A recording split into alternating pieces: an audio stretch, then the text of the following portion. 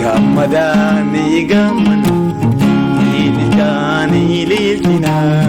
Gamadani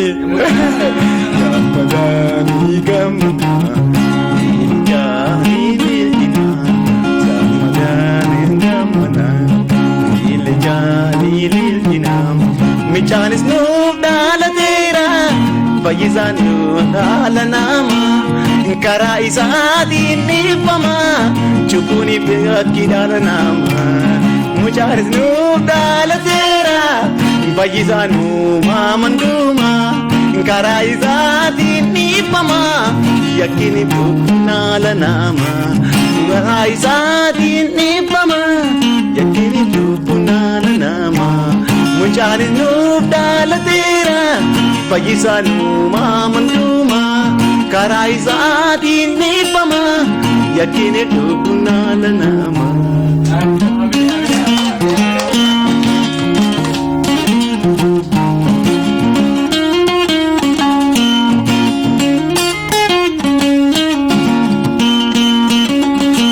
Gammadanicha ifa guddanu ifife dandi jireenya targame fayyisaan keenya dhiife Kota gammadanicha ifa guddanu ifife dandi jireenya targame fayyisaan keenya dhiife Kristos nuuf dhalateera fayyisaan biyya lafaa Kristos nuuf dhalateera fayyisaan biyya lafaa Kristos nuuf dhalateera fayyisaan biyya lafaa Kristos nuuf dhalateera fayyisaan biyya lafaa Kristos nuuf dhalateera fayyisaan biyya lafaa Kristos nuuf dhalateera fayyisaan biyya lafaa Kristos nuuf dhalateera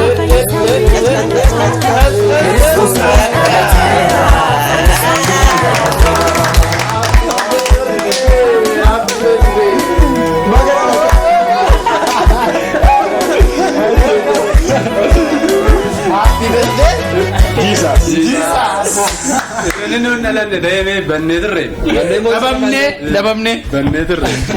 Kabajamtootaaf hordoftoota miidiyaa keenya qaroo dhaanii baga guyyaa har'aa guyyaa dhaloota keenya gooftaa Yesuus Kiristoos kan bara 2015 mudda 29 isin ga'e jenna baga geessan isiniin jechuun barbaada. Tole dhalachuu isaarraan kan keessa beeffachuun qaroo keenya miidiyaa keenya jechuudhaan kan hundeessine kanarratti uummattoota keenya bohaarsaa yaada isaanii gara jijjiiramaatti isaan fidu sammuu isaanii bohaarsaa ayyaana kan akka isaan mana isaanii keessa taa'anii TV keenya yookiin qaroo keenya akka nu hordofan jecha amma intarviiyuu isin gochaan adeema yaada keessan isirraa fudhachaa deema baga dhalachuu keenya gooftaa Yesuus Kiristoosiin isin ga'e jechuun barbaada. Tole amma gara gaaffii tokko isin gaggaafadha yaada nama bohaarsu naa kaastu yaada isin mudatee mudannoo irrattis ta'ee miidiyaa keenya wal qabsiisee dhaloota keenya gooftaa Yesuus Kiristoosii wal qabsiisee wantoota jiru yaadota jiru tokko nu birtu uummata keenya bohaarsaa nyaanni keenyas nu jira dhugaatiin keenyas nu jira isinis manuma keessan teessanii nu wajjiniin nyaadha nu wajjiniin dhugaa isiniin jenna jalqaba irratti abbabeedhaa fi gaaffii tokko gaafadheen gara warra kaanitti darbaa tole gahee hojii keetii fi maalummaa keetuu hordoftoota qaroo miidiyaatiif nuuf ibsitee nan barbaada. Tole dhaggeeffattoota keenya akkuma naase maqaan koo Abbabee Hambaanaan jedhanii ani kanan hojjedhu gaheen hojii kootii suur sagalee fi suur viidiyoodha kanan hojjedhu gara biraas immoo kanan ittiin qaroo miidiyaa keessatti hirmaadhu ediitara nan hojjedha dabalataanis taatummaa ta'ee nan hojjedha akkuma beekamu qaroo miidiyaan diraamaa fiilmiiwwan waan akkanaa wanta nama bashannansiisu daawwattoota keenyaa kan inni nama biraan ga'u kun immoo qophii qaroo miidiyaa har'a immoo akka carraa ta'ee ayyaana dhalachuu gooftaa Yesuus Kiristoosii yaadachuudhaan iddoo tokko walitti qabamnee argamnee kabajachaa jirra dhaggeeffattoota keenya. Egaan gaheen hojiin koo kana fakkaata maqaan koo kana fakkaata yoo isaan gaaffii biraa naa gaafatan immoo ammas qabadheen gara keessan dhufaa hojjetu. Tole guddaa galatoomennaan Abbabee mee qaroo miidiyaa kanarratti akkasiin kaka'umsaan hojii kana keessatti hirmaattu maaltu si godhe yookiin maaltu si kakaase fuulduratti akka hojii kana milkeessituu fi wantoota keessa kee jiru naaf kaasta. Ayyee amaane galatoomii qophii qaroo miidiyaa kana akka keessa galee hojjedhu yookaan hundeeffama isaa keessa seenee akkan hojjedhu wanti na godhe akkasuma hayyoota keenya nu fuuldura jiran artistoota keenya hedduu qaqaalii isaan ilaaluudhaan yaada keessa koo jiru wanta sammuu kootti dhaga'ame kun kallattii kanaan ergaa gaggaarii yoon dabarse uummata keenya bashannansiisuu nan danda'a akkasumas immoo wanta golee oromiyaa keessatti argamu achas baanee aadaa keenya yoo calaqqisiisnee kun wanta gaariidha waan jedhu sammuun koo waan itti amaneef qaroo miidiyaa keessa galee akkan isaanii wajjin taatummaadhaan ogummaa kootiin dandeettiin qabu hundumaan akkan isaanii wajjin hirmaadhu kan na godheedha jechuudha. Tole isa guddaa galateeffannaa ammas gaaffii nama biraadhaaf dhiyeessa. Maariqoos inni maqaan isaa Maariqoos natti fakkaata innis itti isiniif godhaa sanitti dabarraa mee eenyummaa keef gahee hojii keetii tokko lama jedhii daawwattoota garee qaroo miidiyaadhaaf ibsi. Tole fayyaa ta'e carraa kana naa kennuu keetiifi ani akkuma inni jedhe Maariqoos akkattiin jedhama miseensima yookaan maatii qaroo miidiyaati. Ani gaheen hojii koo qaroo miidiyaa keessatti gaheen hojii koo iskiriptii qopheessuudha. Kana biratti immoo akkuma isin miidiyaa irra argitan taatoo ta'ee tajaajiluudha. Kana dhagaa hojiin koo inni dilee garuu hojii mataa kootiin hin qaba. Hojjetaa mootummaati garuu qaroo miidiyaa keessatti iskiriptiidhaan kanan tajaajilu jechuun barbaada. Tole guddaa galatoomii akkasumas Maariqoos mee wantoota gara hojii kanatti erga galtee booda mudannoon si mudatan yookiin wanta taajabbii wal qabate yookiin mudannoo yoo jiraate mee maatii keenya kana bohaarsiisin jechuun barbaada. Tole ani bada addatti mudannoo addaan qabu garuu dhimma qaroo miidiyaa kana irratti dubbachuu gaafa barbaadu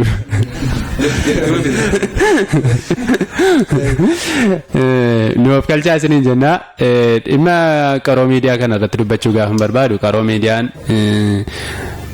namoota bashannanuu kolfuu taphachuu barachuuf barsiisuu barbaadaniif balballi isaa banaadha jedhee yaada. Baruu barsiisuu gaafan jedhu ergaa qaroo miidiyaan dabarsuu barbaade nama hordofeen barata.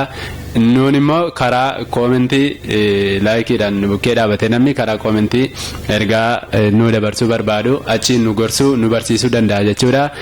Nus barataadhas barsiisaadhas jechuu barbaanna. Kanarraa kanaaf wanti biraan mudannoo addaa hin qabu garuu hojii kana keessatti chaalenjiin baay'ata. Namoonni hojii kana hojjetan sirriitti keessa beeku chaalenjiin baay'isa hojichi. Baay'ee ulfaataadha. Yoo carraa biraan amma tole amma fakkeenyaaf taatota taatee hojjettu keessatti gaafa daandiirra deemtu daa'imnillee nama waamuu danda'a ni ilaala waan ta'eef yerootti yaadi kee fa'aa hojjetaa mootummaa erga jetteetu yerootti hojii keetti biizii taatu yookiin cannaqama karaa keerra deemtu daa'imni faan si waamanii hin beekanii yookiin namni guddaan maqaan ittiin taatootti hojjete sanaan si waamanii hin beekanii. Inni kun hin jira anuma fakkeenyaaf yeroon bakkee kana keessa deemu yookaan gaafa waajjira fa'aa dhaqu namni isan hojjenne fa'aa dagadheeraan hojjedhee kee yeroo sana waraabamee waan sana deebi'ee dagadheera garuu deebi'ee yeroo itti namni fa'aan ittiin waan tokko siin jedhu jira maaliidha jettee hojjedhee fa'aan ofirra barbaade deebi'ee ofuma kootiin immoo yaadadde ofitti kolfee fa'aa bira darbaa. Kanumaadha jechuudha. Tole guddaa galatoomii Maariqoos akkatti isin jenna akkasumas hordoftoota keenyaan wajjin akka bu'aaraa jirtan abdii qabna nus isin faana jirra taphadhaa kolfaa maatii keessanii wajjin akka yeroo gaariin wajjin dabarsaa jirtan abdii qabna bakka dhalachuu keenya gooftaa Yesuus Kiristoosiin geessan isiniin jechuu barbaanna akkasumas namoota isin agartaa jirtan namoota qaroo miidiyaa keessa jiranidha isaan faanas ganaa wal bartuu wal sin barsiisuuf jechaa jira gammada ayyaana gaarii isiniin jechaa jirra jalqaba irratti gahee hojii keetii fi eenyummaa kee nuuf ibsi akka carraa ta'ee saalaan shamarranis qofaa as keessa jira kanaaf gahee hojii keetii fi maalummaa kee nuuf ibsi jalqaba irratti. Tole galatoomii jecha carraa kana laalachuu keef baay'een sitti gammada. Hordoftoota qaroo miidiyaa hundumaaf iyyuu baga ayyaana sababeeffannaa dhaloota gooftaa Yesuus Kiristoosiin baga geessaniin jedha. Kanatti aansuun immoo hordoftoota taatota qaroo miidiyaatiinis baga ittiin geessan jecha. Ga'een hojii kooti maqaan koo Dursaa Lalisee akkattiin jedhama. Kanan irraa hojjedhu asuma magaalaa Makanaadha, waajjira daldalaadha. Ga'ee hojii kooti immoo hin beektu deeman yaada.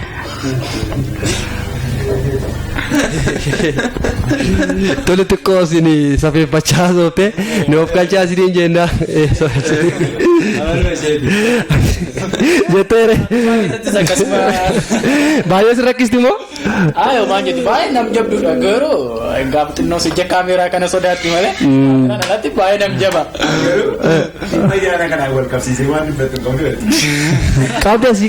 Qabde moo?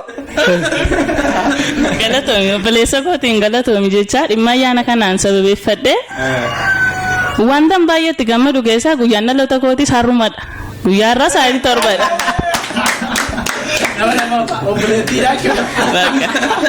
Anis guyyaa gaafa 29 guyyaa sa'aatii 7tti dhalooti koosi. Sababa kana ayyaana kana baay'ee humnaan ol baay'een jaalladha. Kanaaf iyyuu mana yaadachiisuu isaatti baay'een ittiin boona. Guyyaa kana ibsachuu kooti. Beektaa jechuudha mudannoon. Barii wanti biraan jira kan jedhu yaade. Wanti biraan hin jiru. Mudannoo tokko qabna obboleessa koo Abbabee irratti yeroo waraabbiidhaaf bakkee keessa deemnutti Abbabeen koomidii keenya mana kiraa kan jiru irratti waraabbiif bakkee irra ba'anii turani. Bakkee irra utuma deemanii inni waraabbiif deemaa chiikiin tokko dhufte abbaan ittiin yeroo jettu innumti ifanuu godhu utuu koomedii hojjechaa jirutu namni biraan waame moo akkami haalli isaa mee ifanuu godhi mee tumti? Xiqqoo dagateetti minatti fakkaata mudannicha yaadadheera geeru mana kiraa osoo hin taane safuu irratti wantichi. Isiniin gala wantichi safuu irrattidha. Alakkaa isaa wajjin wanticha amaaneedha wajjinidha. obboleessi keenya wangeelaawwii ta'e. Inni wangeelaawwii ta'ee isheen haadha manaa kee turte. Koomedii jalatti. Isheen koomedii jalatti haadha manaa kee turte. Ati immoo jaarsa dhaga. Baay'ee nama dadhabaa turte. Sabooda moo isheen na jaallatte tamoo baay'ee na jaallatti gaa. Isheen na jaallatte jechuudha. Naa bilbilti turte. Kacarraa baay'ee waan na yaaddee fi argachuun qabaarra boqonnaa qabaachaa hin jiru. Jaarsi baay'ee na jibbisiisaara naan jedhu. Isa booda ana immoo saganteeffadhee hin qabu osoo bira dhufu. Garuu immoo gaafa isheen akka naan jettu beektaa baay'een jaalladha. Tole hin jedheen. Isa booda hiriyaa kanaan dabalee jechuudha. Isa booddee naa dhufee isaa sun dheera naannoo sa'aatii 2dha. Isa booddee nan bilbilee na gargaari hin jedheen. Akkamittan si gargaara nan atamma ammaa kaasi wangeelaawwiidha. Atama wangeelaawwii sasobaa sabaalii miti ati wangeelaawwii suma sirriidhaan jedheen. Isa booddee tole jennee hin dhufnee akka carraa baarri cina gaafa geenyu jechuudha. Kaameramaaniin nu fudhachaa jira. Nummoo deemaa jira. Gidduu kanatti mucaa shamarranii tokko dhufte Abbabee naan jette. Isa booddee anammoo waa'ee sana dhagaan jiru. Waraabbii irra jirta waan waraabbii irra jira wanta ta'eef Abbabee naan jette. Natti kooraa jirtaa ilaan jette. Yeroo baarrii rorrobutu dhufte. Baarri ittiin buutti jira gaa. Buudhaafanii isa booddee Abbabee naan jette ammas. Natti kooraa jirtaa ilaan jette. Isa booddee inni matti fufneen shutii keenya erga kaameraa wanti isaanii ol fudhannee mucaan koo addunyaa ishee duukaa jirti beektaa. Isa booddee isaaniif koomedii hojjechaa jiru mi'atteen mucaan rifattee sokkitee erga siinaa bilbiltee maal jessitti fakkaattee ifama guddaadhaan jettee sirriidha mudannoon kun jira.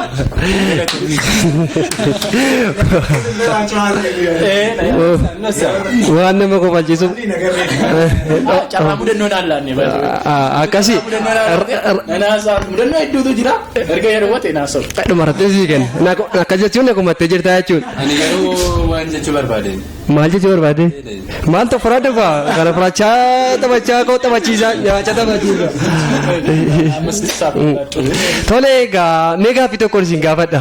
Hunduma keessan qaroo miidiyaa taatotaa fi iskiriiptota keenya kan barreessinu waan ta'eef isin keessa namni koomediyaan irratti hirriba jaallatu eenyudha? Yaadachuu hin dandeessu mee yaada? Koomedii garuu hojjetu keessatti namni hirriba jaallatu. Nan beeka. Jaarsa ta'ee jechuudha. Banzaa fi naasaa. Ayya fayyumuu laata? Egaa laaltaniis immoo gomjayinaati. Nyaacha moonni taana. Tole. Eenyummaa kee gahee hojii kee maalummaa kee nuuf ibsita jechuudha.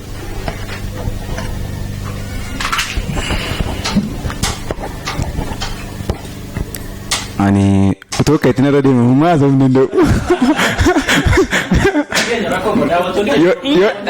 Yoo xiqqaate mirgi koo kabajamuu qaba. Tole kanatti duddusitu irra jira kanatti nyaattu sii qopheessaa hin jira. Amma sitti dubbadhu. Akkasumas Akka waan jaabboo argaa jirre taasise. danda'u.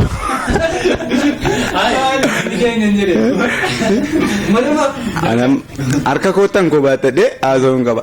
Maaliif anaasaa jalqabeenyaan akkasuma haasaa dheeraa jaalladhu waan Ayyee waan ati nyaata malee kee waan an beekuuf yoo Oo isa kana waan beeknu qabnu ganaa adda baasa. Akenna waan har'aa taamu. Sababiinsa. Mana si gargaaruu dinnee. tokko.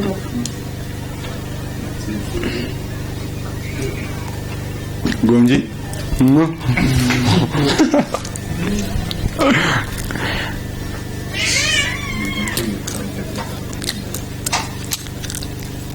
Amma naaf kenname reeniin teessuun gawwee. Abbaa manaa koo qofaaf kan nan hojjedhu. Yesuus koo. Argoota lorri bajaallata. Amma kana booddee koomedii abbaa manummaan si wajjiniin nanni isa erga baay'ee nyaatta ta'e. Maali? Azaanumi.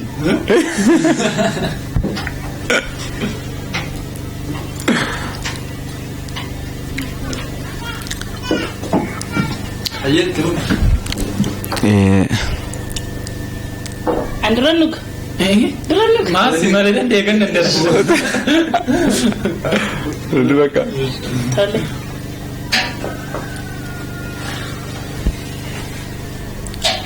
Amma fudhattee jettu mini? Nyaachaa dubbadhu gaa. Sila isinan shakke.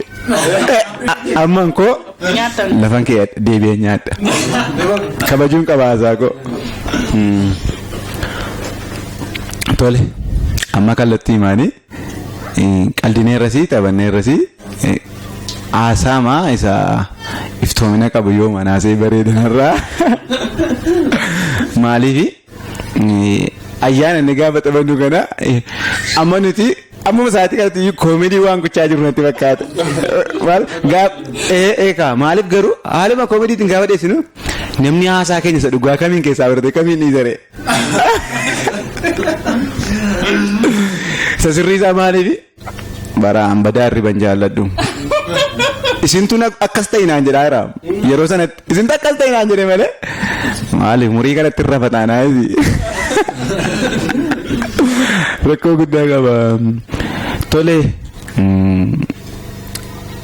maqaa koos eenyummaa koos utuun ibsatiin dura baay'ee keessa kootti waan na tolee fi waan dubbachuu barbaadu tokko jira.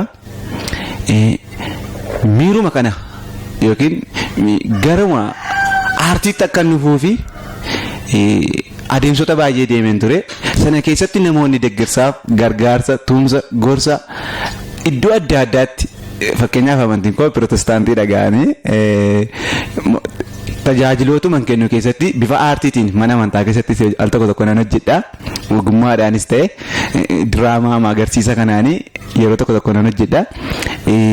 Kana keessatti dhufeesi humnaan qabuun waan an danda'u hundumaan gaafan gara aartiitti dhufuu jedhu namooti baay'ee gumaacha guddaa naaf godhanii fi na gargaaranii fi iddoo adda addaatti na bukkee dhaabbatanii baay'ee ulfaadhaa galatoomaa eebbifamaa firiin hojii kun firii keessan akka inni ta'e isiniif dhaamaa jechuun barbaada.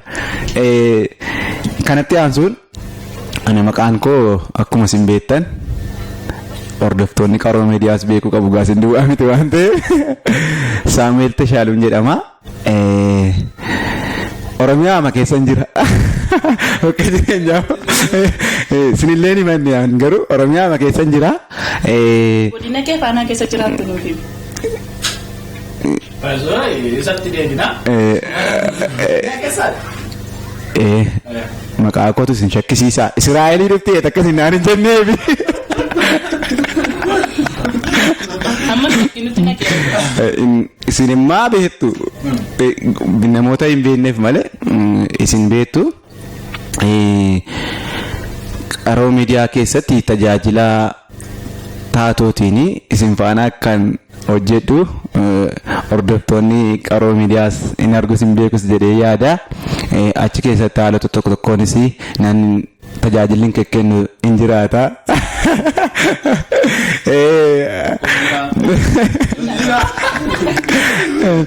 Tajaajila ogummaa Umarrana taa'e. Gannaa darbuu didee. itti dhugshi. Asuma al tokko waasii jedhuun barbaade. Ayyee dhaggeeffattoota keenyaa nu okkolchaa isiniin jechaa gama Saamu'eeliin wal qabatee akkuma inni of ibsaa jiru gaa gidduutti taraasa isaa maddeen fudhadhee dhimma inni gitaaraa taphachuu warroota gitaara taphatan keessaa Saamu'eeliin waan adda godhutu jira innis maal yoo jettanii namoonni baay'ee ilaaltan yoo taatan cheerchiitti akkasuma bakka baandii adda addaatti yoo ilaaltan namni kamiyyuu mirgaan taphata kan isaa garuu adda ta'e akka inni itti barees hin beeknu bitaan taphataa mi'a asirratti waa tokko lama nuuf dubbatu carraa kana isaaf laata. Tole galatoomii baay'ee wantichi waan si kakaasee akkam naalu gootu waan kaasanas bareera atillee shakkite inni osoo shakkite daawwattoota qaroo miidiyaatiifis ni manneessa sodaan qabu ibsuuf yeroo yoo nan fudhateyyuu agarsiisuun hin danda'a. Dhugumaan aartii keessatti muuziqaadhaan tajaajila iddoo adda addaatti mana amantaa iddoo tokko tokkotti nan kenna. Baay'een jaalladha aartii keessaa muuziqaa baay'een jaalladha. Kiiboordiidhaan tajaajila nan kenna akkasuma gitaaraan illee tajaajila kana nan kenna. Garuu maal barbaadan maal akkan jiru barbaadaa jirtu garuu baay'ee dhimmi ta'ee waa tokko dubbata waa'ee kanaati waan ta'e na yaadachiiste. Baay'ee mucaan jaalladhu tokko jira michi faarfataadha. Ayyaana Foggii jedhama. Injira beektaa anola deemtota keessaa gaa mana amantaa keessatti hin guddate yeroo baay'ee hin jedheera pirotestaantiidha kiristiyaanaa jedhamee waamu sana booddee kee tajaajila faarfannaa taaddaagii yookiin ola deemtota keessatti tajaajila gaafa kennu baay'ee gitaara taphata mucaan sun beektaa baay'een jaalladha baay'ee gaafa gitaara jaalladhu inni tajaajila faarfannaa harka ta'uudheetu naa taphatee faarfata ani tiraa akkasitti jettu baatee raata'ee man isani fireeti kiiboordii irra qubata naannesu sana inni tiraa ta'e ilaala inni faarfannaa ko jaallate dhimmi naa faarfata an gitaaratti jabaas jecha tokko yoo naan jedhin beeku faarfannaa taatee sodaattange sana booddee kee inuman ilaale obseen sana booddee gitaara kana taphadhu ani siin jedheen hin guyyaa tokko achumaanii maal jechuu barbaadde naan jedhe xiqqaadha gaa mucaa jechuun umurii ijoollummaa keessa jira yeroo sana itti sana booddee kee taphachuu man barbaade maal gaa gitaara kana natti kenni nan taphadha an jedheen gitaarri sun yeroo an xinnoodha gitaara calleedhaan tokko baay'ee aardii dhagaan quba keefaa kana aarsaa man ta'e ittas siqalaa jechaadha siqalee sixa dhiiguma sirra yaa gaafa taphatu sana booddee kee dhiisati mucaadha tokko gitaara kana dandeessee fireetii isaan qabattu inni lammaffaadha ammoo gaafa waa babarreessitu harka bitaa irratti si arganii gitaarri immoo bitaadhaan taphatamuus hin danda'u dhiisi sitti ulfaataa naan jedhe inkoon immoo baadha faayadha hin dida sana booddee gaafa inni immoo baadha didu sana booddee gara gadiitti barigaa mucaa baadiyyaati baadiyyaatti immoo qaroominni ogummaadha baay'een babal'atu beekte sana booddee kee fireetii gitaaraarra kaappoo waan jedhamu jira. Kaappoo waan jedhamu kan ittiin iskeeliin taphattu mirkaneeffattuu fi akka tiraanspoos itti si fayyada jechaadha. Iskeelii sanatti fayyada. Isheen immoo jabeessitee waan qabduufi yoo nuti ishee itti taphadde kirriin jalaa ciccituu waan danda'uufi baay'ee distaansii fageenyaarra waan jiru kiiloomeetira 600 wayii Finfinnee irraa yookaan inni fagaannee jiru ammayyuu waan ta'eef amma yoo kirriin kun citte beektu qaba guyyaa meeqattas gahaadha tilmaama baay'ee ammumayyuu baraa keessa irra yoo inni nama sobsiisu akkuma carraate malee ibsaayyuu hin qabnu beektu niire daandii keenyas beektu waan ta'eef. Yaada waggaatti rakkina keenya Tole sana boodee kee kaappoo sana inni gaanii sammumti koo abaqo satisfaakshinii argatuu fi tapha qotuudhaaf natti kennu yaadeetu kaappoo sana irraa hiikee yookiin itti fuudhee gitaara fayyaatti kennee taphadhee natti golba sana booddee kee dhimmee mani maani kaappoo itti baas ansi laalachaa ture beektaa fireetiin irra taphatu laalataa waan hin jireef maaf isa kanatti kaappoo kee maal keessi hin beeku beektu maan isa sana maaf itti baastee anis akkuma keettan taphadhee hin dubbii godhaanii sana booddee lakki dhiisi kirrichitu waan danda'uufi yoo yaalta ta'e asumarra yaaladheetu gadhiisaama fireetii sanarra immoo hin taphatama bakka qaba malee sana booddee ol butee iskeelii kanarra tapha yoo dandeessa kanarra taphadhu ishee dheetti kenne bitaadhaa maal taphataa hin godhan gama harkaa malee akkas gadi galagalcheetan kor gocheetti jedhe kolfadatti sana booddee kee maaf natti kofalteen jedheeniin waan hin danda'amne hojjetaa jirta matii bitaadhaan taphachaa jirta mirgarra akkasii kirriiniin kun immoo isteeppii qaba waan ta'eef isteeppii malee gadi galagalchitee hojjechaa jirta waan tol gurgurle isuma akkasumatti galagalchiisuma taphattu irraan taphadha waan jedhaan natti kolfadhiise sana booddee kee tuuma jedhu boris dhimmee madaqeen maali gitaara keen taphadhan jedhaanii sana booddee harkaa fuudhee man maalan qabadhe bar gitaara gadi galagalchuu ol galagalchuu iskeelii sanaa dhiisi an qumni isaa numti mirgaa kun iskeelii fireetii sanarraa kirriinni irra deemaa jiruun lakkaadhe ilaalladhe yeroo sanatti an qubuma koo bitaa sanaanii wanta inni irra deemu sana kirriima sana yookiin fireetii inni irra deemu sana irratti harka isa bitaa kootiinis akka inni mirgaa kooti akka irra deemu shaakaluutti kan ka'ee sana booddee kee fireetii sana irra quba kootiin ilaaleen hojjechuu barbaadeera waan ta'eef itti fufee manan kee fireetii sana irra quba koo naanneseetu man jedhuuni faarfannaa tokkoon jechuu jalqabe. Faarfannaa sana gaafa jechuu jalqabu faarfannaa jechaa jirta amnaan jedhe maaliif anis faarfannaa jechuudhaaf inni taphachaa jira miti jedheen miiruma aareetiin maal gochuu koo barbaadennaan akkamitti siif danda'ame naan maaliif isa hojjetoo hin hojjedha kaanis jedhee mandideen sana booddee kee itti wacee dhimmee matti deebi'aa ammas utuman jedhu faarfannaan taphadhee utuman jedhuun ol adeemtotaa wajjin gitaara fudhadhee boonnee galee akkasittiin ogeessa gitaaraa ta'e. Gitaaraan taphadha garuu callisee man taphadhaa himoo maalan godhaa. Wantoota keenya ilaallame.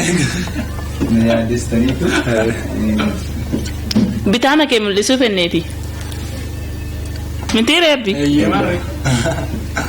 Du barbaachistaa bitaan taphattee. Maal jedhu. Beekama keessa kee dhufe jedhama. Asitti talli tokko nuu jedhe. Ilaala kana ture kaappoon sila siniin jechaa ture kana ture ribuu yookiin rukuttuudha sana booddee sagalee garaagaraa qaba sagaleen isaa baay'ee wacaa gaafa taphattu namoonni ogeessa beeku waan ta'eef wanti taphatamu tokko iskeelii qaba biitii qaba riitemii qaba waan baay'ee jiraan ta'eef boritti dhufte sammuu amma harri maal ture ayyaana maaliiti eenyu yesuustu dhalate amma waa'ee mucaan dhalate hojjechuu hin qabu an kan namaa maalisa an kan namaan jedhu ofii kooti amma itti yaade jechuu faan qabu Ammuma saayinuma burqarraa si jechaa jira.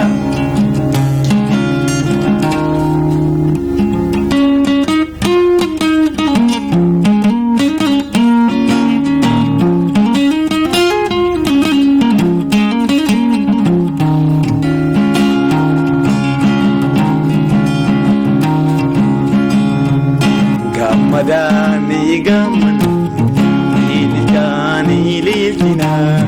gammadani Samagani gamna Ilgani lilgina Samagani gamna Ilgani lilgina Michanis noof dhaalateera fayyisaan noof dhaala nama karaa isaatiin dhiibbama cubbuun bakki dhaala nama Michanis noof dhaalateera fayyisaan uumaman duuma karaa isaatiin dhiibbama yakkini dhaala nama karaa isaatiin dhiibbama yakkini dhaala nama Mucaanis nuuf dhaalateera fayyisaan uumaman duuma karaa isaatiin dhiibbama yakkini dhaala nama.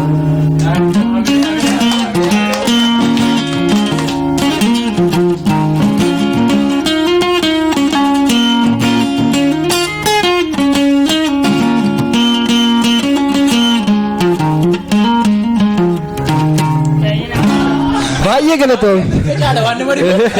Harka mirgaa hin caala. Atamma istiidiyoo deemtee jechuudha. Waan kana hojii dhooshite gaarii dadeen. Nuti tola. Keessumatti immoo qooqicha ture. Qooqii ajaa'iba. Kabajamtoota hordoftoota keenya kunoo isin bohaarsaa waliin haasa'aa maatiin miidiyaa qaroo miidiyaadhaa isin bohaarsaa isin xaxabachiisaa mana keessan keessa teessanii akka isin bohaartan gochaa jira. Nus itti gammanneerra isaanis itti gammadaa jiru kanaaf baga gammaddan isiniin jennaa.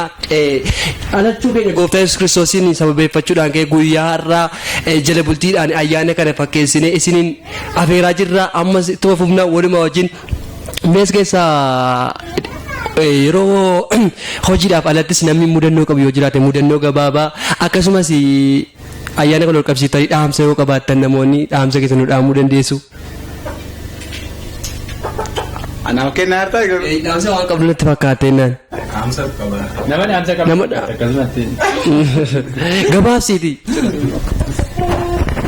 Tole dhaamsini agammaatti dhaamuu qabu waan hundaa caalaa namoota baay'eef hordoftootaafis dhaamuu hin danda'a garuu yaadannoon kun ragaa akka nuuf taatuuf dhaamsa dhaamu sadarkaa jalqabaatti qaroo miidiyaatiif yoo ta'e baay'ee natti tola.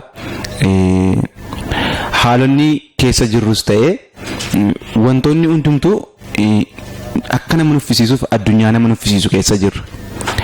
Wanti nama nuffisiisu kana hundumaa immoo wanti nuti ittiin mo'achuu dandeenyu obsa qofaadha.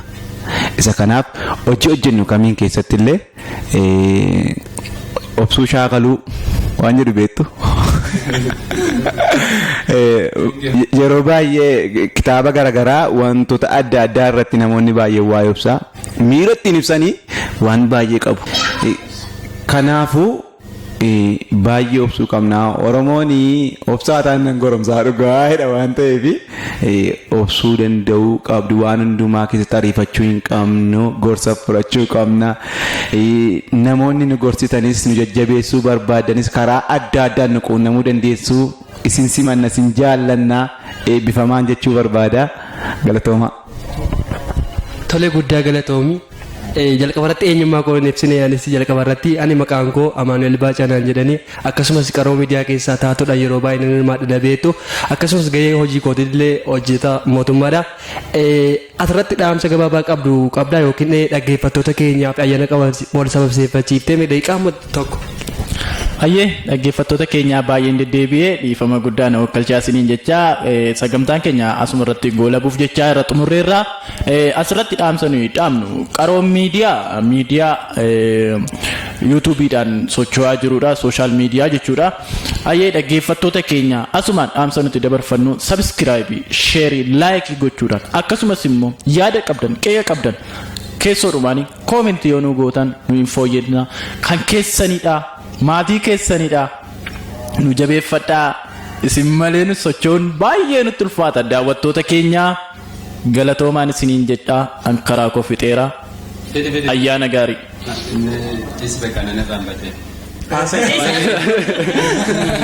Haasaan qabu. Nani raanfate. Lakki anoo sinuma kofalchiisuuf jedheen mala. Qaroo miidiyaan kun akkasiin bohaarsaa oolanii galatoomaa sagantaan keenya kanuma xumuraa.